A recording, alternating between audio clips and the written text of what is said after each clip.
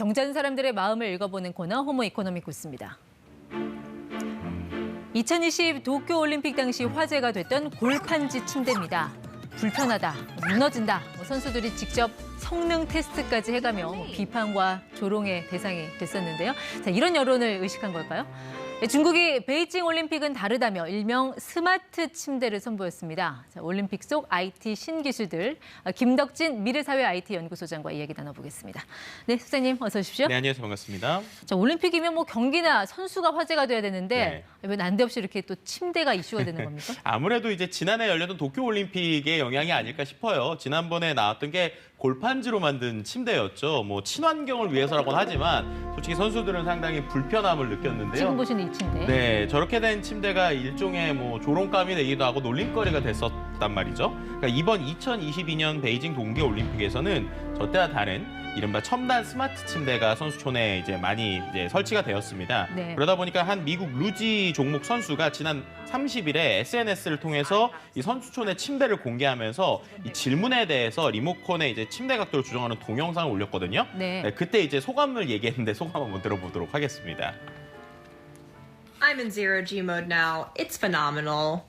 무중력 모드라면 뭐 둥둥 떠 있는 그런 느낌을 이야기할 텐데 네. 어떤 침대길래 저런 기분이 드는 걸까요? 네, 그러니까 뭐 이른바 이제 최근에 이게 모션 베드라고 하죠. 스마트폰과 연동이 돼서 그 안에서 뭐 다양한 기능들을 하게 해주는 것인데요. 뭐 스마트폰 통해서 각도가 조절된다든지 아니면은 뭐 인공지능이나 IoT 센서를 통해서 맥박이나 호흡, 뭐 건강 상태를 체크하게 되는 것인데요. 네. 저런 기술임에도 불구하고 지난 골판지 침대가 한 개당 우리나라 돈 한 209만 원 정도였거든요. 근데 저 같은 경우에는 개당 한 80에서 140만 원 선 정도니까 이런 것들 때문에 좀 화제가 되는 것 같기도 합니다. 근데 뭐 완벽한 뭐 새로운 기술이 들어갔다라고 하긴 좀 그런 것 같습니다. 중국이 그동안 뭐 기술력 이렇게 좀 베낀다는 그런 여러 나라의 의구심을 좀 많이 받아왔는데 이번 올림픽을 계기로 해서 뭔가 우리는 좀 다르다 이런 걸 좀 보여주려는 의도가 있는 것 같아요. 네, 아무래도 이제 로봇 그리고 인공지능 이 두 가지를 가지고 동계올림픽을 띄우기 위해서 일종의 이제 고심을 하고 있었고 이런 미래지향적인 기술을 보여주는 것인데요. 아무래도 이제 코로나19의 영향 속에서 사람 간의 이 대면 접촉을 좀 줄여야 되잖아요. 이제 그런 부분에서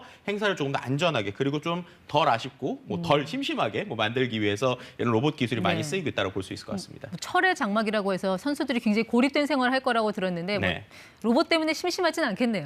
네, 뭐 어떻게 보면 그런 재밌는 로봇들이 좀 많이 나올 것 같은데요. 그 로봇들 중에서 좀 의미 있을 만한 것들 몇 개를 좀 영상으로 좀 가져와 봤습니다. 네, 처음으로 보실 만한 로봇은요, 바로 조리하는 로봇인데요. 그러니까 어떻게 보면 로봇 식당이에요. 그래서 선수촌에 있는 것인데 2,500제곱미터의 크기의 식당에서 원격으로 음식을 주문을 하면 저렇게 쿠킹 로봇이 요리를 시작을 합니다. 네. 저렇게 해서 요리가 완성이 되면요, 무인 픽업대나 식당 천장에 설치되어 있는 공중 서빙 레일을 통해서 저렇게 보내지게 됩니다. 뜨거운 음식 저렇게 머리 위로 날아다니면 불안하지 않을까요? 네, 근데 뭐 완탕면, 마파두부 또 뭐 서양 음식들도 가능하다고 하는데요. 어쨌든 저기에 또 5G하고 인공지능 기술을 통해서 주문한 테이블, 음식을 테이블까지 정확하게 전달되는 모든 과정이 좀 보여지고 그걸 비대면 자동화 시스템으로 24시간 동안 운영할 예정이라고 하고요. 뭐 그 외에 로봇 바텐더나 로봇 자판기 뭐 이런 것들도 같이 나올 예정입니다.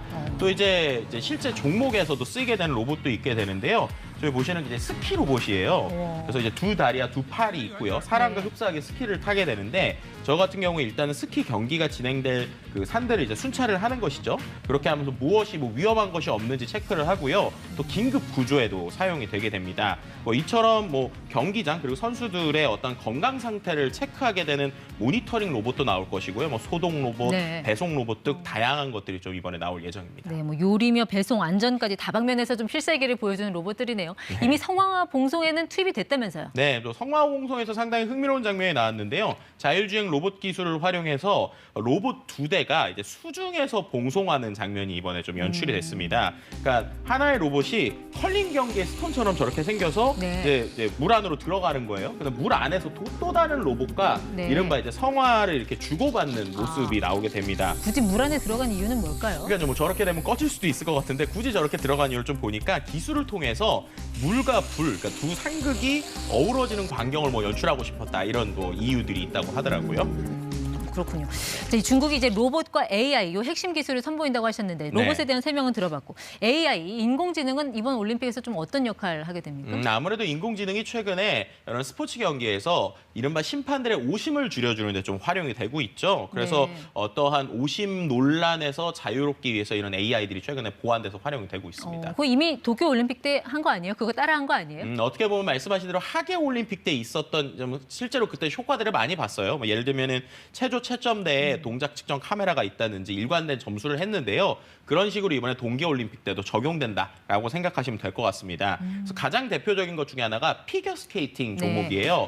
피겨 스케이팅 같은 경우에는 실제로 선수가 뭐 몇 바퀴를 돌았나, 2바퀴 반을 돌았나 이런 것들을 정확하게 체크를 해야 되는데 네. 여기 보시는 저런 센서와 카메라를 통해서 최대 4바퀴까지 정확하게 도는 이런 것들에 대해서 점수를 체크를 할 수 있다고 하고요. 또 이제 한 가지 또 의미 있는 것이 스피드 스케이팅 종목입니다. 부정 출발. 네, 아시겠지만 날 조금만으로도 이제 승부가 갈리는 것들이 쇼트트랙이나 스피드 스케이팅인데 이런 데서 심판의 눈에 의존을 하게 되는 기존 방식이었단 말이에요. 그런데 이른바 기술의 눈이 이제 추가가 된다라고 보시면 될 것 같습니다. 그래서 감지 센서를 부착한 카메라를 설치하고 미세한 움직임의 차이까지 이제 잡아내다 보니까 이런 것들에 대해서 실시간으로 심판에게 알려서 오심을 맞기도 하고요. 또 봅슬레이 종목 같은 경우에도 타임키핑, 그러니까 우리가 어느 위치를 지날 때 실시간으로 속도가 어떻게 되는지 이런 것들을 보여줌으로써 좀 더 보는 재미를 증가시켜줄 것으로 기대되고 있습니다. 이렇게 오심 여부를 가릴 정도의 지능이라면 네. 뭐 실제로 직접 경기 중계도 뭐 가능하겠어요. 이번에 실제로 도입되는 게요. AI 수어 앵커라고 보시면 될 것 같습니다. 네. 최근에 이제 가상인간에 대한 이야기들이 많이 있잖아요. 그래서 실제로 이번에도 올림픽 그리고 패럴림픽 기간 내내 중계 및 보도에서 장애인들의 올림픽 시청을 돕게 되는 AI 수어 앵커가 이제 도입이 되게 됩니다. 전 세계적으로 한 4억 3천만 명 정도가 청력이 안 들린다고 하시는데요. 그런 분들을 위해서 이런 것들이 도입이 되고요. 기술적으로 보면은 실제로 앵커가 어떠한 이 스포츠 중계를 하면 그 중계를 어떤 기계 번역이나 음성 인식을 통해서 텍스트로 변환하고 그 텍스트에 있는 모습들을 가지고 그대로 수어로 구현하는, 그러니까 24시간 내내 지치지 않는 뭐 이런 네. 수어 번역을 볼 수 있지 않을까 싶습니다. 근데 중국이라는 나라가 워낙 뭐 이렇게 감시와 통제가 심한 나라여서 네. 뭐 기술을 뭐 많이 보여주기도 하겠으나 그만큼 또 통제도 심한 거 아니에요? 선수들이 겪는 어려움 같은 건 뭐 없습니까? 네, 벌써 이제 하나의 앱이 좀 논란이 되고 있긴 있습니다. 마이 2022라는 앱인데요. 이 앱이 어떤 거냐면 베이징 동계올림픽 선수단 그리고 이제 기자단이 반드시 설치해야 되는 휴대폰 프로그램입니다. 이거를 원래 설치하는 이유는 뭐 숙소를 출입할 때 감염이 되지 않았다는 것을 전체적으로 검사하는 것인데요. 근데 거기에 입력해야 되는 정보가 꽤 많아요. 그런데 이미 이 앱이 보안에 취약하다는 논란이 일고 있고 개인정보 유출에 대한 걱정이 좀 나오고 있는 상황입니다. 그 정도면 저 앱 까는 순간 중국이 다 들여다보는 거 아니에요? 내 개인정보까지. 네, 뭐 그래서 이제 뭐 미국, 뭐 영국, 캐나다에서 자국 선수들한테는 이 개인 휴대전화 두고 가라 이렇게 권고하기도 했고요. 네덜란드, 스위스, 스웨덴 같은 경우에는 아예 세컨폰이라고 그러죠. 임시 휴대폰을 가지고 별도로 개통해라. 뭐 이런 이야기들 좀 나오고 있는 상황입니다. 네, 오늘 호모 이코노미크스는 IT 전문가와 함께 올림픽 2배로 즐기는 법 살펴봤습니다. 고맙습니다. 네, 감사합니다.